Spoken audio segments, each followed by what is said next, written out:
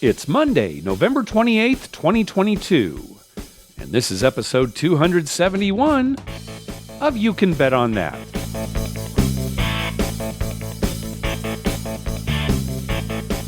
Hi, everybody. Welcome to You Can Bet on That, a podcast for the recreational gambler.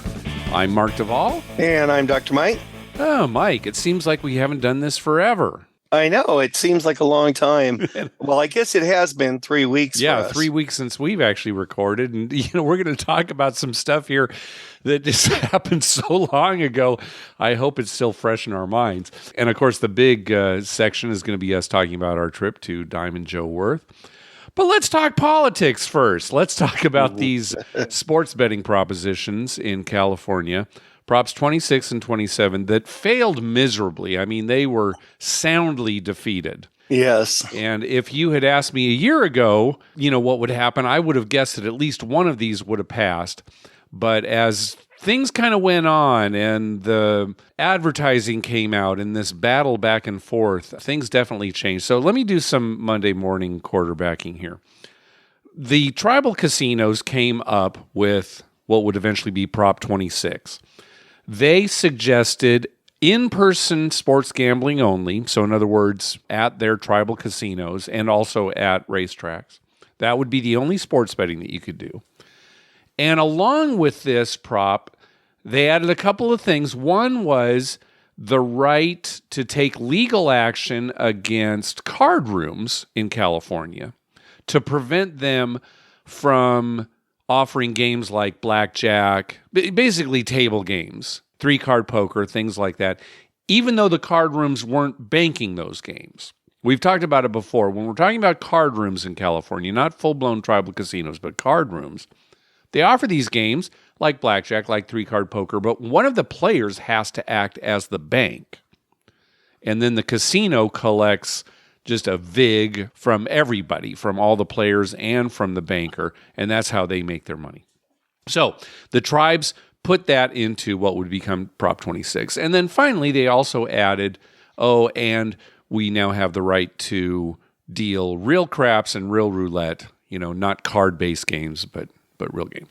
Okay, so that was Prop 26. Now, if that had been the only sports betting proposition on the ballot, I do think it would have passed. I do too. Yeah, the tribes would have pushed really hard for it. They have much more money than the card rooms. So they would say, yes, on Prop 26, it's what the state owes the tribes. There was, a promise made to the tribes. And this sports betting would be limited to in-person, so you wouldn't have minors making sports bets, online, et cetera, et cetera. I think they would have really pushed for it, and the only no on Prop 26 would have come from these card rooms. That was it. Well, as it turns out, another proposition made the ballot, Prop 27, which was backed by all these big online sports books like FanDuel, like MGM, all those. And theirs was, online sports betting, and some of the money and taxes is going to go to help the homeless, et cetera, et cetera. So the tribes, once this Prop 27 also made the ballot, the tribes' idea was, all right, we need to defeat Prop 27. So that's what they went for. They did very little to promote Prop 26. They attacked Prop 27. In fact, Mike, I'm trying to think if I saw any vote yes on Prop 26 ads that weren't tied with a vote no on Prop 27. Like I would see billboards around town that would say, vote yes on 26, vote no on 27. And we got flyers in the mail that were similar. But there was never any push for vote yes on Prop 26. Well, it's typical politics, Mark. I mean, they go after the opponent, right? Instead of saying how good they are or what they're going to do, they go after the opponent. Yeah, and that's definitely what the tribes wanted to do. So they hammered that in that, hey, we don't want these out-of-state companies coming in and allowing online sports betting where your children can get hooked on gambling, right? And meanwhile, the yes on Prop 27, their tactic was initially, this is going to help solve homelessness and et cetera, et cetera. And then they kind of shifted gears and they went on the offensive like, hey, you're going to be able to bet online. almost like in the face of what the tribes were saying is, yeah, other states allow you to bet online. Well, as we got closer to the election, I think the Prop 27 people saw the writing on the wall. The polls were saying that it was going to be defeated terribly. And so they really stopped pouring any more money into it. This was like the most money ever spent on a proposition campaign. And oh my God. Even after that, the yes on Prop 27 said, let's not dump any more money into this. We're going to lose. And then when it came time for the voters to decide, I think they looked at both props, didn't even really know what the difference is, and oh yeah, we got to vote no on both of those. So right. I really blame the tribes for us not having sports gambling right now, because they had a certain vision of exactly what they wanted. They were worried that they weren't going to get exactly what they wanted, and so they fought just to prevent Prop 27. It probably hurt their chances with Prop 26 as well. So I'm not saying it's completely the tribe's fault. I mean, when you're talking about politics and money, there you go. But I think a big reason why we don't have sports betting in California right now is because the tribes want a monopoly on it, and they fought.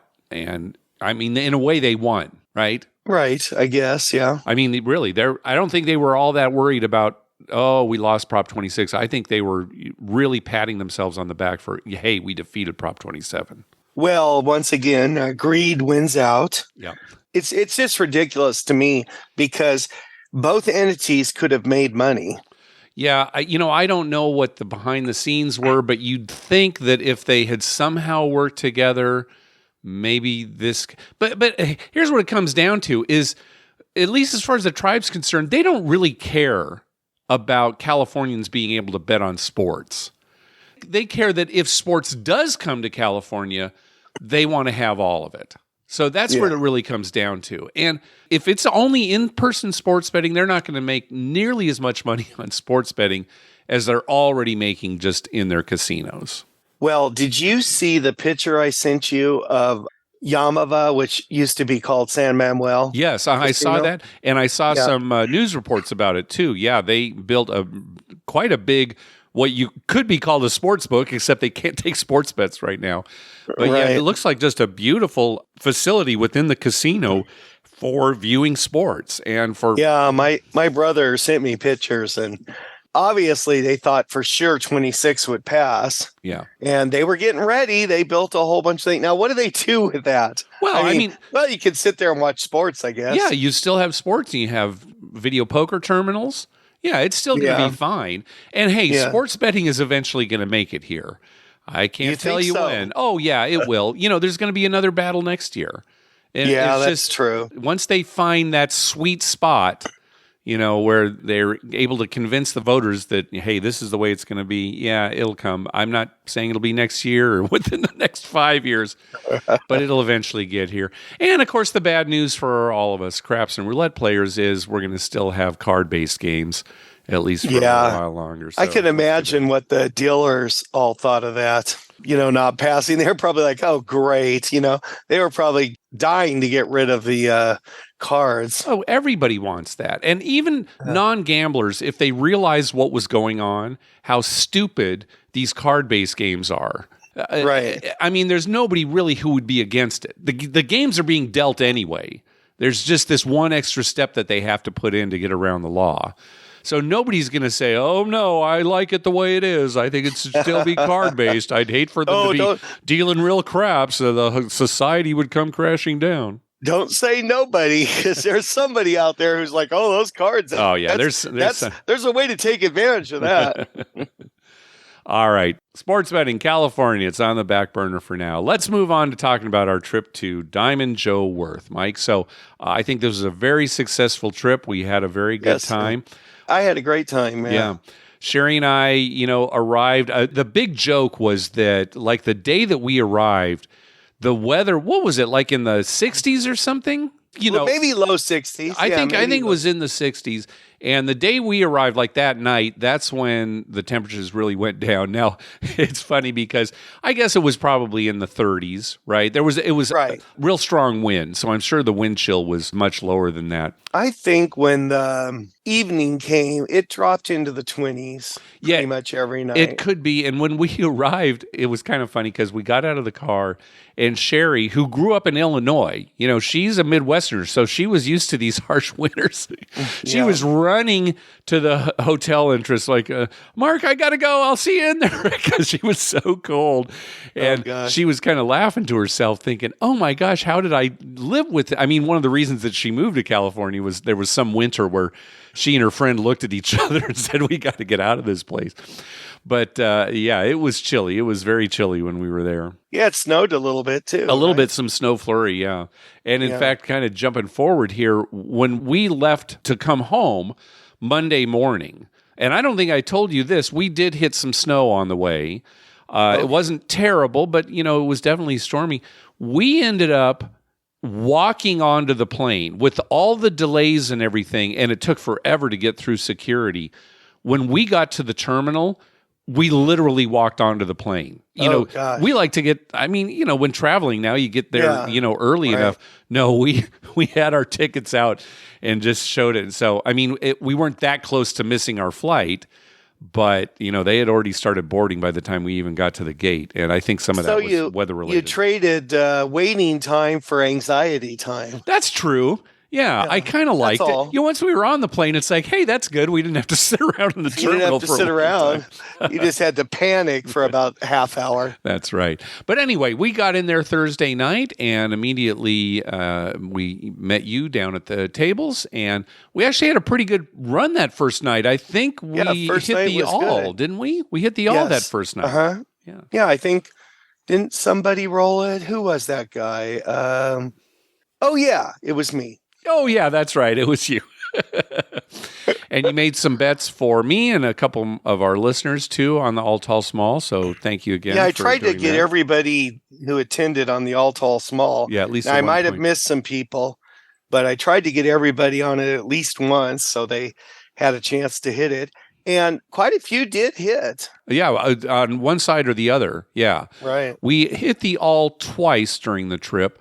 Once on that Thursday night, and then once on that Sunday morning. We'll talk about that Sunday morning roll in a little bit. But that was pretty much Thursday night. And then Friday, again, people were starting to come in, and, we played not much really to talk about on Friday because people were kind of making their way in. I wrote down as many names as I could, and Mike, you can see them here in the show notes.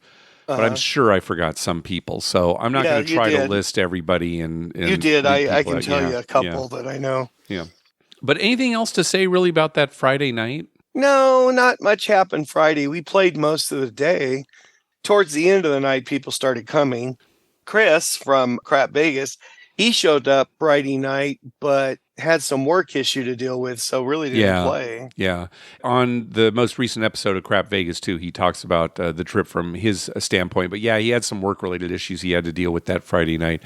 So really, he only played with us on Saturday. Saturday was kind of the big day. That's when everybody, showed up, and you had arranged for the craps table to open at 8 a.m., and sure enough, it opened up, and we kind of descended on it, and that was our big day. That's one of the longest crap sessions I think I've ever had, really, when you think about it, because, 8 o'clock, and we played almost all the way till dinner.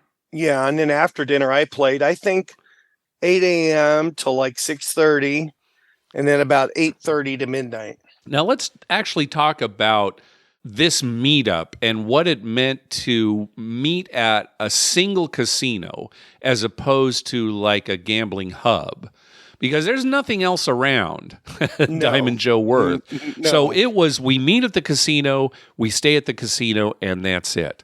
So I'm kind of comparing it to other trips where we're at like Biloxi or Atlantic City or Las Vegas when you can kind of move around. I love those trips. One nice thing about just staying at one property is everybody's together. There's no, hey, where are you? Hey, what's the plan right now? Right. And even if they're not on the craps table, they're playing slots or something. People are walking by all the time. Oh, how's it going here? Yeah. That kind of thing. It felt more like a group.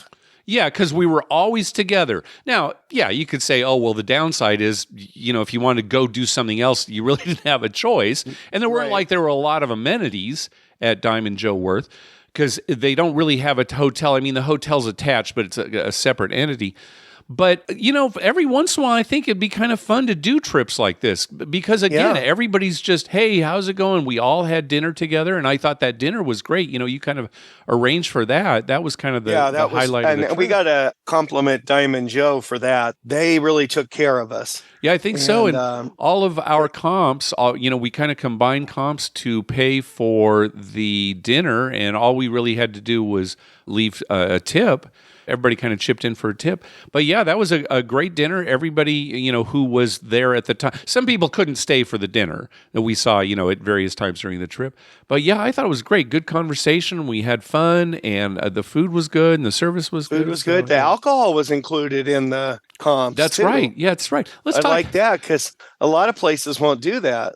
Let's talk about the alcohol situation for a second because this was kind of funny. I tried to order a Long Island iced tea, and they said, no, we can't make it. It turns out in the casino, and this was true at the bar, too. This wasn't just, the cocktail servers going around. The drinks couldn't have more than one shot of liquor in them. So you couldn't have, say, a Long Island iced tea that has a bunch of different liquor in it. And it was really limited as to what you could have. Now, I don't know if they were following some kind of state regulation or if that's that policy. No, I think that's a state regulation. Because when we went to the restaurant, which is technically outside of the casino area, you go past a security station, so you're outside. Right. At the restaurant, we could order from a full cocktail menu. And in fact, I did get a Long Island iced tea when I was there. And you were able to take those drinks from the restaurant into the casino, but you couldn't take alcohol out of the casino, even if it was just a 7 and 7 or whatever. So again, I don't know what the regulation was, but it's definitely limited on what you could drink at the tables. You had mentioned this on a previous episode. The drinks aren't technically comped, but all you had to do was ask the boxman, hey, can I have a drink coupon? And they would fill out a little slip and give it to you, and that would pay for your drink. And I don't think anybody, certainly at the craps table, has ever turned down when they ask for a drink. I've never seen anyone turn down. Yeah. So again, I don't know what that process is or why it's probably in place. Some state law about, drinking in a casino to avoid people getting, terribly drunk and, running off the road or something. Yeah, maybe, I guess. But then why have, full cocktails outside of the casino in the restaurant area? I don't know. It's maybe because it really... Well, maybe you're not going to stay in the restaurant for 8 hours or something. Yeah. Anyway, they're very strict about this part of the property is a casino, and this part of the property is not a casino. In fact, we were laughing at it. Jack noticed there's a sign, there's a self-serve drink area there for soft drinks and everything. And as you step into this little cubby that has these, there's a sign overhead that says that you're actually leaving a gaming area. So that technically when you're getting the drink, you're not in the casino. And then when you step away from that, you're back into the casino. So it's very structured as to here you're in the casino, here you're not in the casino. Well, I wonder why that is, though. Maybe because it's self-serve. I don't know. Because it's self-serve? I mean, it's just coffee and sodas. Yeah, it wasn't like booze or anything. Look into that, Mike, will you? Look into the Iowa Yeah, I mean, laws. Why does that have to be separate? Like, well, we don't want anyone, overdoing it on the Mountain Dew. I don't know why that is. And the area is like, what, 1.5 feet? Oh, yeah. That's right. It's maybe, 5 square feet. Yeah. And like a foot deep. So, a foot deep or something. Not quite It's that so small, weird. but it is small. So, yeah. Well, I'm willing to wager I could probably have 1 foot in the casino and 1 foot not in the casino at the same time. That's right. And be taking up almost the entire area of the drink area. Right. Yeah, that's right. Right. Well, let's talk about the trip a little bit more, and then we'll talk about some specific things. No real huge rolls to speak of until Sunday morning. And Sunday morning, second shooter. It's really too bad that not a lot of listeners were able to take part in that. Number one, some of them had gone home the night before. Number two, it was early on Sunday morning, and maybe they hadn't gotten to the table yet. But yeah, they opened the table at 8 o'clock. You were the first shooter, and you were terrible as always. And then the dice. I think I made a few numbers. Yeah, whatever. Okay, tell yourself whatever you need to tell yourself. But the next shooter had the best roll of the entire trip. Wouldn't you agree? Oh, by far. Yeah. Yes. Made tons of points, tons of numbers. And that was really it for the whole trip. Even we were talking about how the rest of the day just kind of went downhill from there. But, that was the only big roll that we had.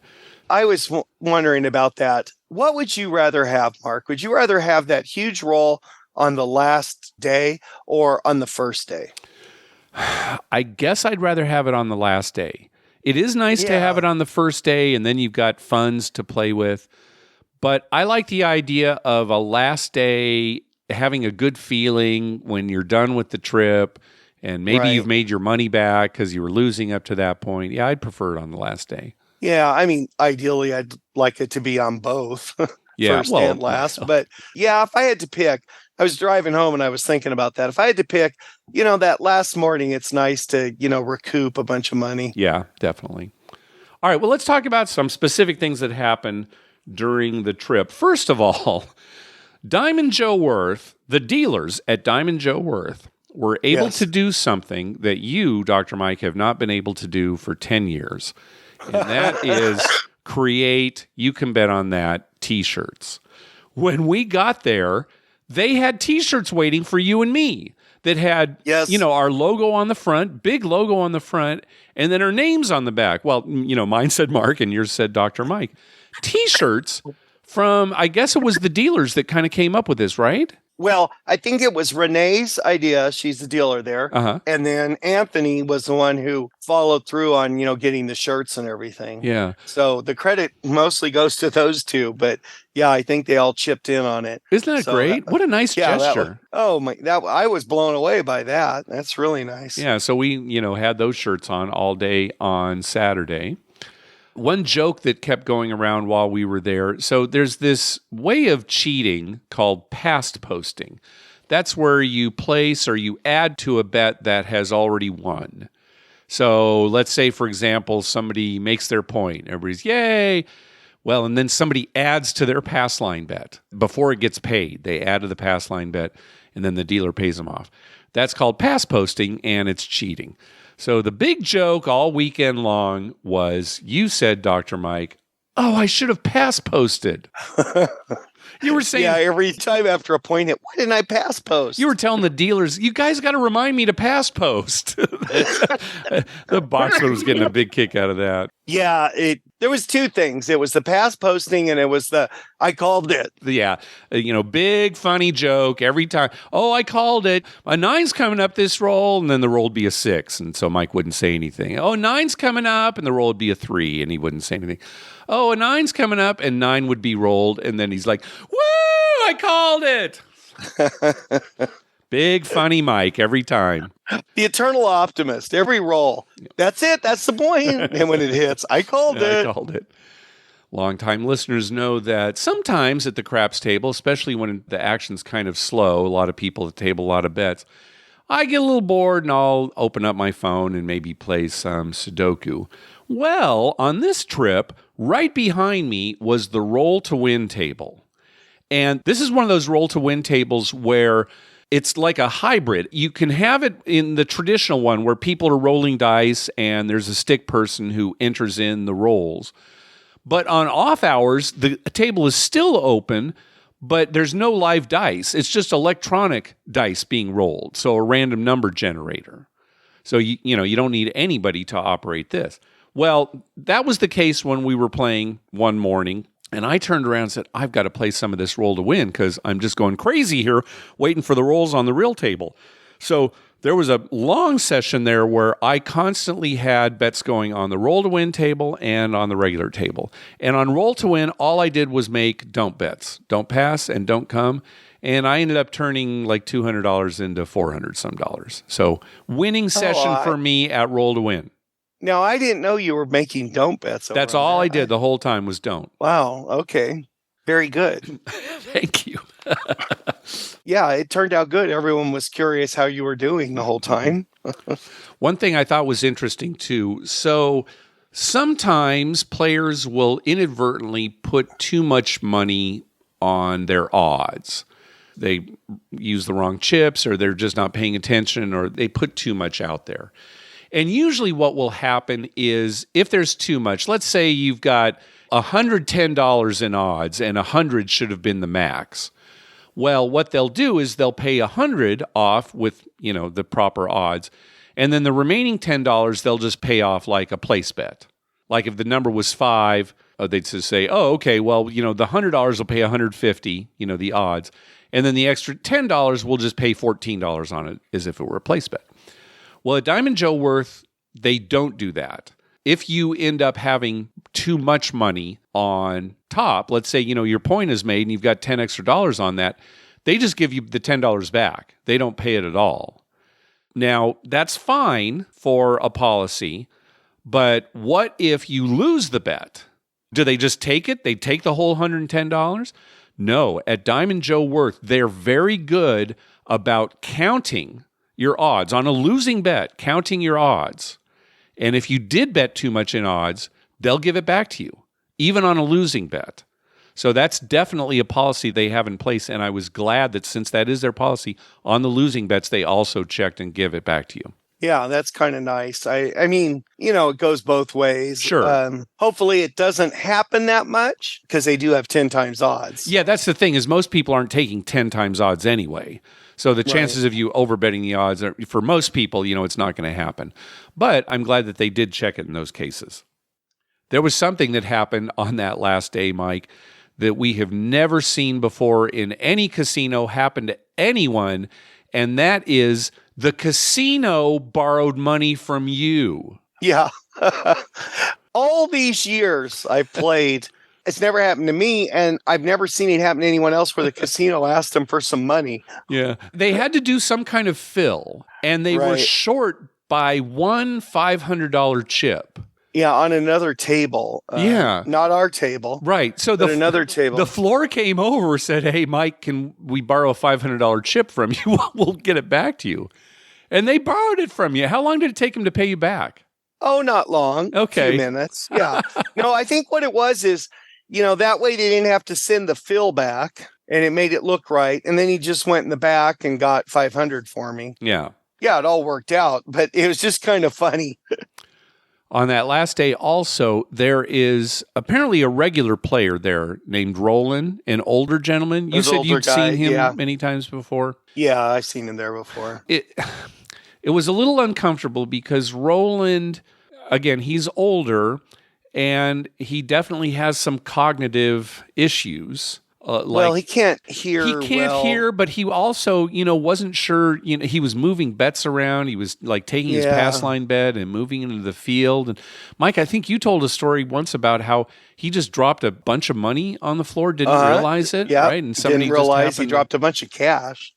Apparently, he was there with a caretaker, but the caretaker wasn't always with him. The only reason I bring it up is because I wonder what responsibility the casino has for making sure that somebody like Roland doesn't lose too much money. I mean, yes, he's an adult and, it's his money, but he obviously has some issues. Well, I think it's hard for them because they never know what he wants to bet or, what he's doing. And they try and explain stuff to him and he doesn't quite get it. So, It was, I thought, a bad situation. And I felt sorry for the crew, because it's not like they're in charge of him. But I guess, you kind of have to watch out for somebody like that, just like you'd watch out for somebody who's overly drunk, right? You don't want them to make mistakes at the table. But one kind of funny thing about Roland was, oh my gosh, he could have been your dad's brother. Especially like when I was looking across the casino, he was sitting in a slot machine. It was your dad. Yeah, he looked a lot like him. If we could merge the two of them together. Yeah. Because my dad mentally is 100%. Right.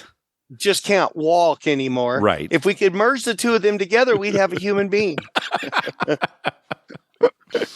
Oh yeah. Well, I feel bad for him. And I played once with it was just me and him on a table. Uh-huh. And it was painfully slow because Yeah. they had to keep helping him. Well, But we helped him a little bit, and the crew was thanking us. They said that usually when he's there, it's not so crowded, and they're able to kind of pay Right. a little more attention to what he's doing. right. But none of our business ultimately. But it does bring up a good question. How do you deal with somebody who really maybe shouldn't be at a craps table? Yeah, well, and how much responsibility does a casino that's have what I mean. Yeah. for somebody who's either like way too drunk? Remember the time Paul got real drunk playing blackjack Yeah. and was winning money like crazy? Yeah. And they sent a security guard over there to protect him. To keep an kind of, eye I on him, think. make sure nobody took advantage of him. Right. And or he didn't lose money or, whatever. He didn't drop things or, so they do watch out for people. And and that is in their best interest too. Yeah.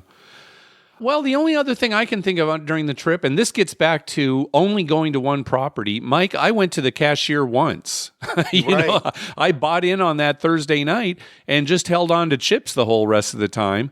And so the only time I had to go to the cashier was at the very end of the trip, for that's my last nice. time. You're not going anywhere else, right? So you just take your chips up to your room. Yeah, and there were times when there was only one cashier and there was a line. So it's like, oh, well, what's the point? I'm just going to be playing here tomorrow. So I mean, each night I went back up to the room and I spread the chips out on the bed and rolled around. It's a little hard to roll around in like 5 chips, but I tried. I tried. Anything else you want to say about the trip, Mike?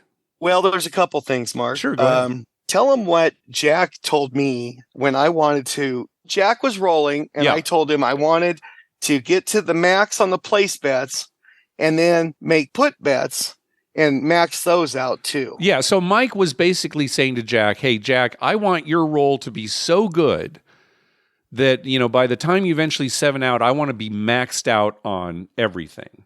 And Jack looked at Mike and said, well, you don't need my permission to make these bets. Just make them now. Max out. If you want to max out on my roll, just do it now. Right. And I don't think you did. No, I didn't. And I don't think Jack had that good a roll. No, it wasn't that good. But it does kind of get to, what we've talked about before. When you're playing with house money, which is not a real thing, that's when you get your bets up there, real high. You've got all this cash. But it's not like they're any more or less likely to win because you're in the middle of a so-called hot roll. But, that's what you do. You don't get those big bets up there until somebody's been rolling for a while. When really, there's no difference between, doing that and just doing it at the beginning of somebody's roll. Then if they have the hot roll, you're at the max the whole time. I think my response to Jack was, I'm going to stop talking to people that are smarter than me. That's a good idea. You'll never talk to Jack again then, I'll tell you right now. No. Right now, Jack's never heard from me again. Another thing that was funny, well, a couple things.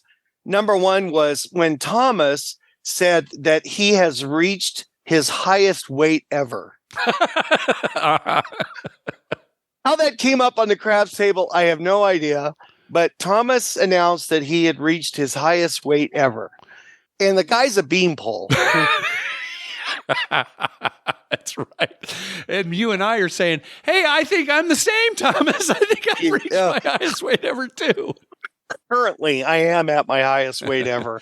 Yeah. Well, you can blame some of that on, the medication that you're taking and what have you. Right. Oh, there's quite a few reasons for it, but chips might be the biggest reason. Chips like potato. Yeah, I got you. Yeah. I was going to say, I think it's been cookies for me, like holiday cookies and stuff for me. Now, you got one more story to tell about Monty, who was playing at the table, not with our group, but a player who was there. And it's he's a regular player. You know him from Monty. Yeah. Monty was on this run of making incredibly well-timed hop bets. Hop the 9, hop the 8, and it was like uncanny. And Mike, at one time he hopped all the 10s, easy 10, hard 10. Yeah. The point was 10. Had a big bet on the hard 10, the all-day hard 10, and had a bet on 10 on the line, too. And sure enough, hard 10. Yeah, so he wins all those, including the big ones. And you kept saying stuff like, oh, I should be doing what you're doing, but you never did. You never I think followed what he was once. saying. I think once I did, And you lost, right? And I lost, Yeah. and I said, "Oh, this is stupid. Yeah, I'm not going to do this." And then he, right after that, hits one. Yeah. Yep. Oh, he was making a killing, Mark. Yeah, it was amazing, and you should have followed. You lost that one. You should have followed him. That is not a great way to play craps. Hop every number, every roll. He was doing exceptionally well at it. The only other thing really I can think of, so Josh from Crap Vegas ended up not coming on the trip because he got sick right beforehand. And Mike, you can probably hear it in our voices. I came down with something that last Sunday night at Diamond Joe Worth, and it's been 2 weeks now. I'm still struggling to completely get over it. I'm a little congested and everything. And you've been coughing. Probably, people can hear that too. So I've been coughing for like a month and a half. Everybody now. is still struggling, yeah, to try to get rid of this. So anyway, it's all over the country. My sister in LA is sick.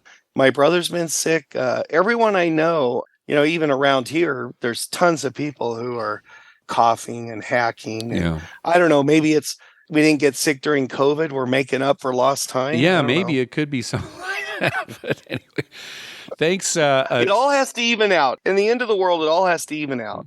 Again, thanks to everybody for showing up on the trip. And I think we still need to do the trips where we get together at these gambling hubs and we go to a bunch of different places. But I think we also need to do, kind of these one-shot things. I think Harris Cherokee is probably the next choice for something like that. Yeah, Harris Cherokee. That's, kind of isolated there by itself. Yeah. Just that one casino and everyone hang out there for a couple days. Yeah, definitely. Maybe Josh will be man enough to come this time. Yeah, really. I questioned this whole, I'm sick. I think he just got scared, about losing too much money. Got scared. I don't want to go to Iowa. I don't want to go. Anyway. His wife's like, you don't have to go, Sean. Listen to the latest Crap Vegas, and Chris talks about his trip. All right, Mike, anything else? No, that was it. Thanks to everybody who came. Most of them were Midwesterners here. But well, you see, that's the other thing. It was an opportunity for listeners who maybe haven't been able to make these trips to Atlantic City, to Las Vegas, to Biloxi, something that's closer to them. So, that was great. So we got to get all the corners of the U.S., to kind of give everyone a chance. That's true. A driving chance. Maybe Pacific Northwest, right? Yeah, that's true. That's where Josh is too, right? And, they definitely have some casinos. I think I've heard of a Muckleshoot up there. Yeah, so I wouldn't mind going there. Yep. Yeah, anyway, I'm just thankful everyone came. We had a great time. Yeah, nothing really bad to report. No, I can't think of anything bad. The weather, but big deal. We were inside. We weren't most of the outside. Time, right? Yeah. Yeah. I can't think of anything either. It was hard to get in and out of our rooms, but other than that, the keys just stopped working. They stopped working. So, we'd have to go up to the desk. Yeah, can you refresh this? And then we couldn't get into the hotel from the casino. I think you had to run outside at one point. I went outside once. Jeez. But all in all, a great trip, and we'll do it again sometime soon. Yeah, we'll definitely do something like that again. Well, should we do a few phone calls here? Sure, why not? All right. Well, first, thanks to everyone who's been clicking through our Amazon link. Remember, whenever you're going to buy something through Amazon, please go to our page first. You can bet on that.com and click through our Amazon link towards the top of the page. All right, let's kick it off with Steven. Oh, woe is me. Woe is me. California rejected sports betting and real roulette, real craps. What am I to do? What am I to do? Guess I'll have to go to Vegas. Well, I guess that's the way the cookie crumbles. Yeah, so that's the sentiment here in California. Well, what are you going to do? Go to Vegas, I guess. Go to Vegas, yeah. The usual. Yep. All right, next call. Hi, Eminem. This is Eric calling from K-Town near downtown Los Angeles. Just giving a weekend report on my trip to Vegas for Veterans Day weekend. Stayed at the Rio for my first time. I'm a Diamond Plus member. Never stayed there, so I thought I'd give it a try. I'm mostly a video poker player these days. I'm really glad that they have a lot of double up options on the video poker. I started out in Vegas as a Boyd casino person because my family is from Hawaii and Boyd really caters. So I spent some time at Main Street, got on a really hot craft table, Michelle, the box person, she's really cool, very awesome. I love Michelle at the Main Street. Got on a really hot roll. Some Hawaiian uncle held the dice for about 45 to 50 minutes. I threw a two-way parlay, $6 on the hard six. That uncle threw it 3 times, so I collected all total $900. That was probably down about 1,500 in markers. So I was able to pay all that back and still come away with an extra $800. I thought I was going to be down for the whole trip, but it all worked out really well. I also made a stop at Bally's. They're going through the transition into the horseshoe. They've cleared out a lot of the casino ground to put in new carpeting, and it's got all this horseshoe motif as the carpeting. They've moved a lot of the video poker machines. I don't know where. It's too bad because I really liked it there. Great trip. I thought I was going to be way down, but that hot roll on the last night really saved me. So I'm only down just a bit. Anyway, I let you know. Thanks, guys. All right, good, Eric. Congratulations on a good trip. Yeah. He brings up a good point, too, Mark. What's that?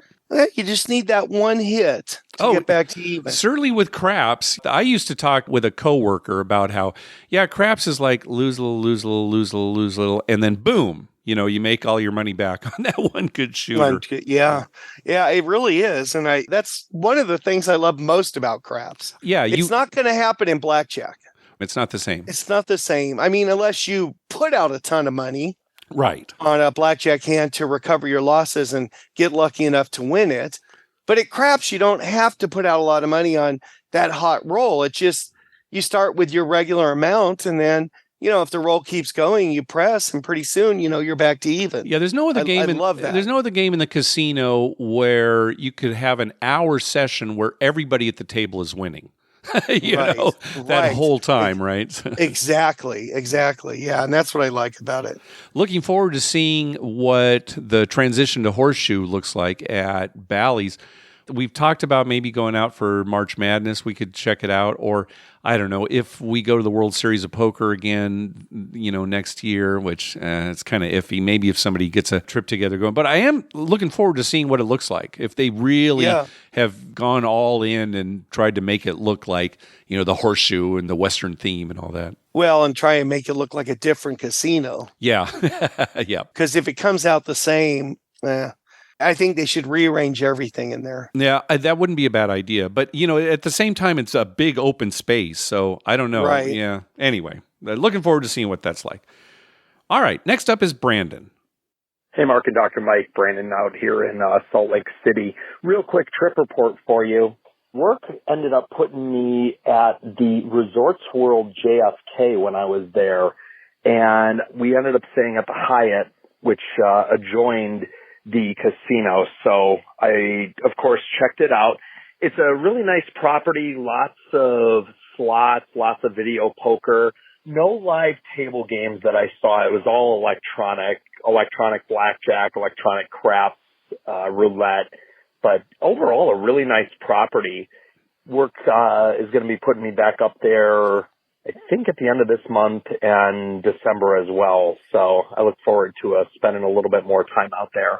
Then I had a quick question for you guys. This was on a podcast many years ago. You talked about being in a football pool, the 33 football pool. And I'm curious how whoever ran that pool was able to pitch to you the idea of taking the excess money and putting it on the hard six in Vegas. I've run this by a couple of my friends who coincidentally are all gamblers, but none of them can comprehend the idea of taking the excess money at the end of the season and putting it on the hard six in the hopes that we win. They're all whining about how, a hard six, it's not a good bet, or, and I'm trying to tell them, look, you've already paid up the money. It's fun. Who cares? But I can't convince them. Do you have any suggestions that I could sway them with? I mean, I listen to you guys. I don't know if they will, but I figure I can give it a shot. So anyway, sorry I missed you guys up at Diamond Joe. I love that casino. It's a lot of fun, but I hope you guys had a great time, and we'll catch you next time. All right, boys. See ya. All right, thanks. Yeah, so this 33 pool, we're still in it. Ed O'Connor puts it on. And one of the aspects of the pool is at the end of the year, if there's any excess money left over, like nobody wins that last week. And we also contribute a little bit more to the entry fee. So even if somebody does win that last week, there's some leftover money.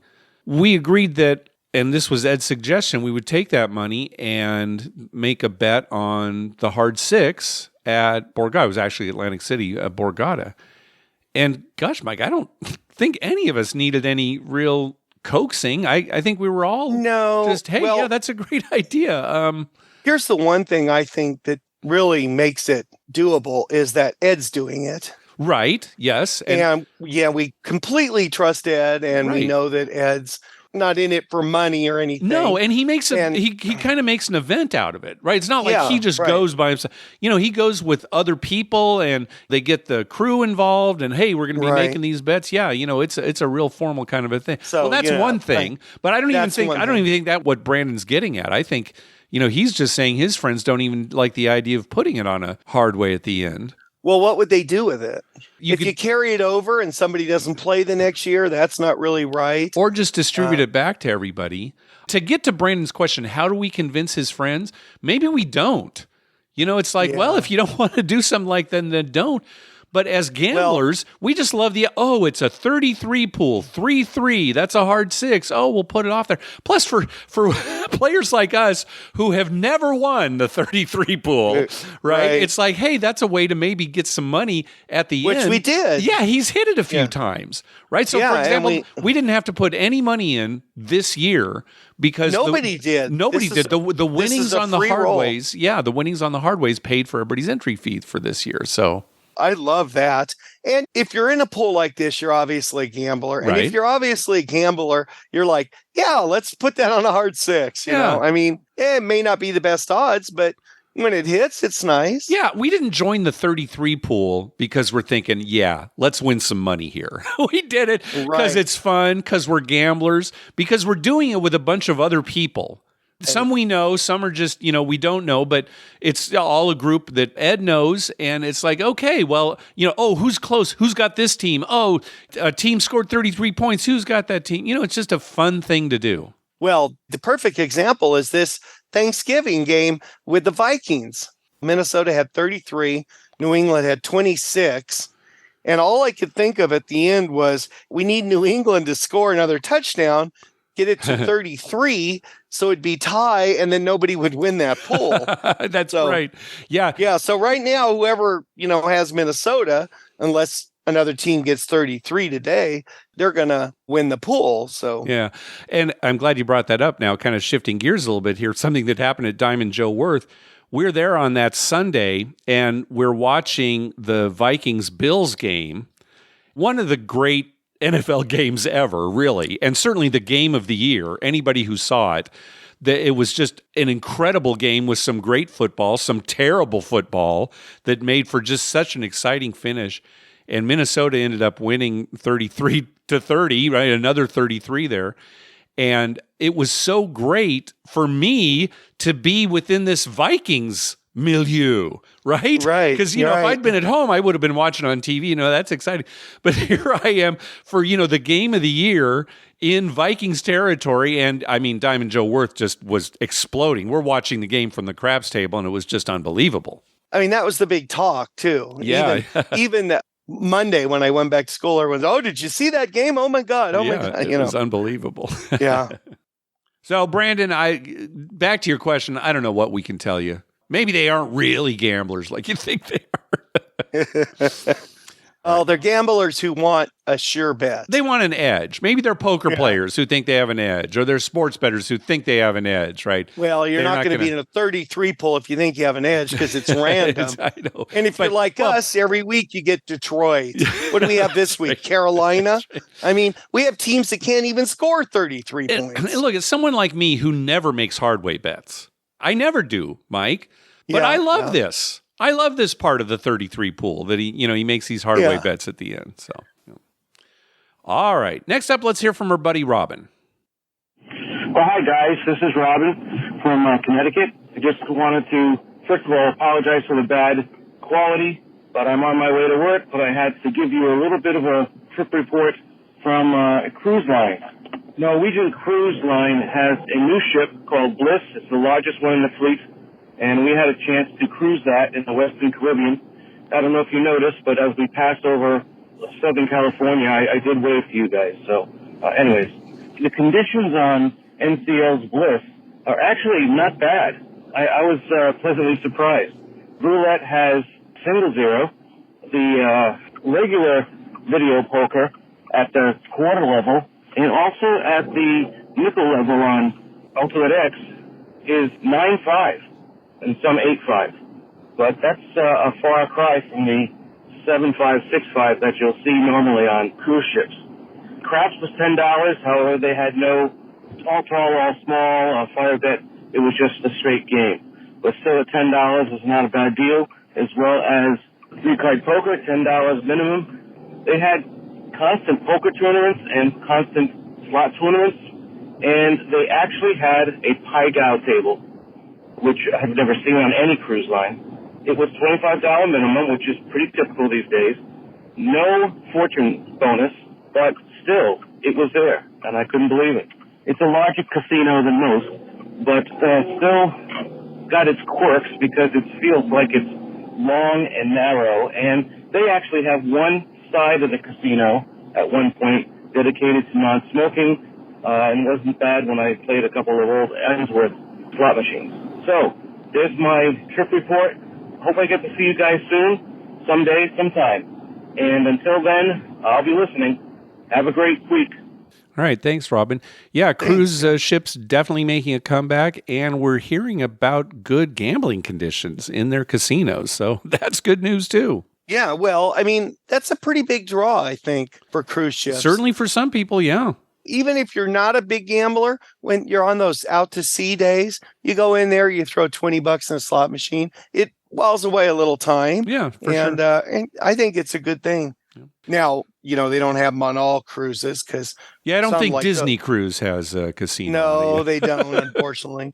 They should. Yeah. And some of those river cruises and stuff, the ships are smaller. But if you want to find a good gambling cruise, this one sounded great. Yeah, definitely. Did you see him wave? Yeah, I waved back. I don't know if he saw me. Yeah. No, probably not. Yeah. You're the horizon is it's odd thing. It's rough. All right. Last call. Mark, Dr. Mike. Hey, it's Kevin from Wisconsin. I just wanted to thank you guys for the great time my wife and I had with you at Diamond Joe Worth a few Sundays ago. It was cool to watch you two in action and get to break bread together after a nice session of gambling in Iowa. A few notes about that casino. Stuff is pretty tight there at Diamond Joe Worth, just like Dubuque. I like the way the sports book opens up, though, and that there's a bar right there to watch the big game. That was cool. One more thing you might likely know, since FanDuel runs the sports book in both Dubuque and Northwood, you can make and cash sports bets at either book. For instance, I could place a winning bet at Diamond Joe Worth and cash it at Diamond Joe Dubuque. The reverse is true as well. Here are some of my favorite highlights from the trip with you guys. Day one, I walk up and Dr. Mike says hello and introduces me to you, Mark. It's about 3 p.m.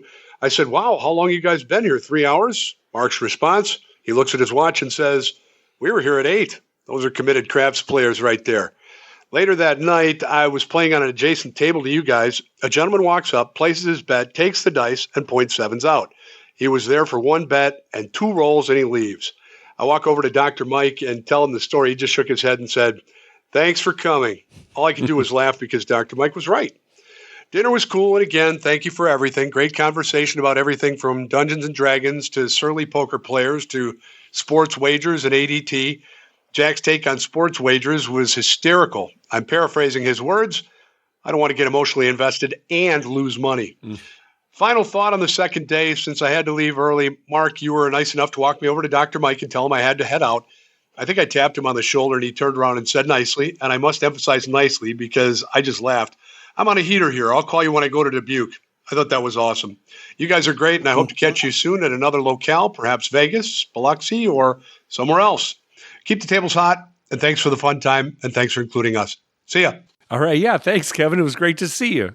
Yeah, it was. And I need to get down there to Dubuque and give him a call. Yeah. He came up, and I believe it was when that big roll on Sunday morning, I think right? so, yeah. And it was like, okay, bye. Yes.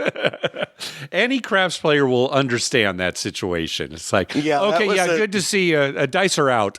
That was a rough timing. Have you been to Diamond Joe Dubuque yet? No, I have not. Okay. And I do want to get down there. And I'm going to go to the one at Marquette, which is actually closer to my house, but from what I hear, very small. Very small, and the craps isn't open only like on weekends or something? I think just like Friday night and Saturday. Yeah. But I will get down there one of these Saturdays. No, very good. All right, well, that's going to do it for this episode. We want to thank some people for some recurring donations. Robin from Anytime Gambling that we heard from earlier. Nathan, Brian Dancer, Brian and Sarah, Josh, and the boys over at Crap Vegas. Chris brought us some Crap Vegas shirts to wear. Even brought one for my wife. Thanks again for bringing those shirts, Chris. We also got a donation from Kevin and Chris. Karma donation for a hopefully positive outcome at the craps table at Diamond Joe. So we got this, before the trip actually happened. Thanks for the show and for organizing the meetup at the casino in the cornfield. Kevin and Chris from Prior Lake, Minnesota. Good to see you guys there. Also a donation from Timothy. Thanks for the podcast and good run by the Padres. Going to Vegas next week for our second final trip to Mirage. Thanks for all you do. Yeah, Mirage is going to switch over to a Hard Rock. Supposedly it's going to start in December, the transition. We'll see how much signage and what have you actually changes. Yeah, that must be a big, hard thing to do. Yeah, and I wonder how much they're going to try to do before the Formula One race, which is coming next November. So, yeah, we'll see about that. Also, a donation from Craig. Karma donation for a trip to Vegas December 9th through the 11th with old friends. We do this every December, and it's always a blast. Staying at Circa, and we'll spend most of our time there or at Golden Gate Craps Table. Thanks for your show, Craig. Yeah, well, good luck on your trip, Craig. Good luck. Also, a donation from Todd Goddess. Call this a past post donation after the Iowa event. I forgot to do it beforehand. But trust me, I would have given you the donation even if it were a losing weekend, but I'm glad it wasn't. Thanks for hosting.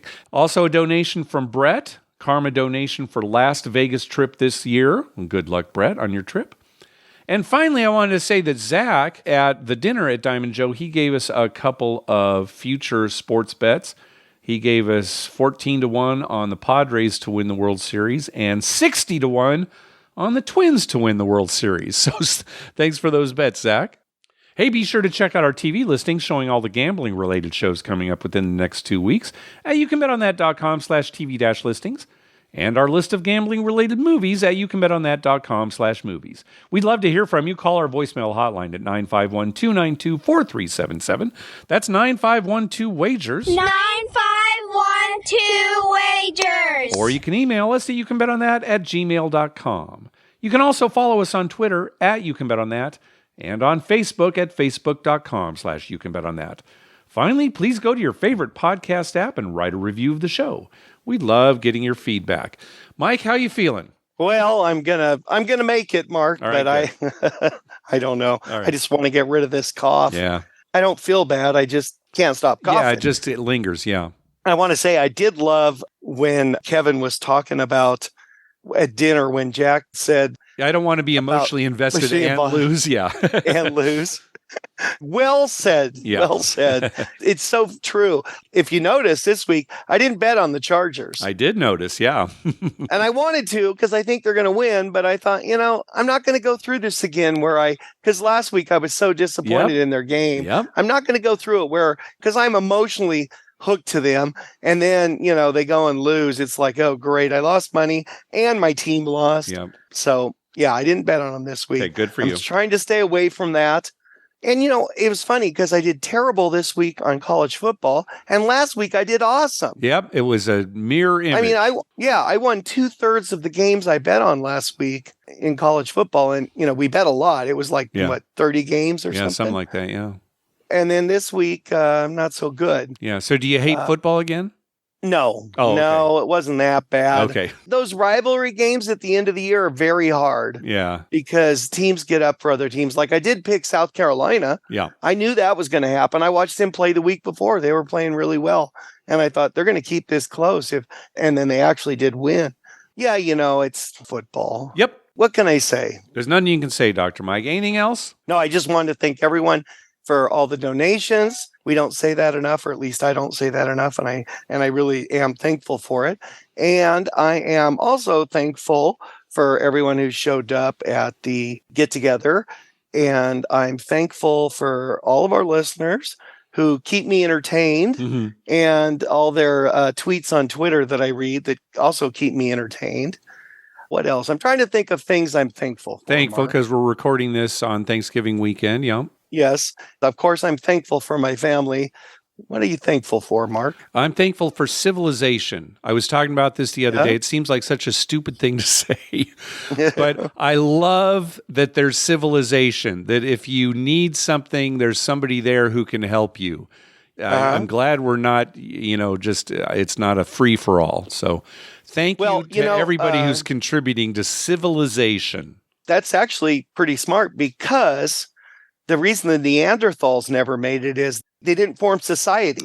Okay. They were kind of like loners, which led to their destruction because there was nobody to help them. Okay. And that's why Homo sapiens survived, is because they were more society-based, more interested in each other. Okay. There you go. Civilization's important. You sure learn a lot on this gambling podcast. Yeah. You never know when anthropology is going to come up. Yep. All right. Anyway, hopefully everybody's Thanksgiving was wonderful. Yep. And now on to the rest of the holiday season. Yeah, here we go. All right. Here we go. Thanks for listening. Good night.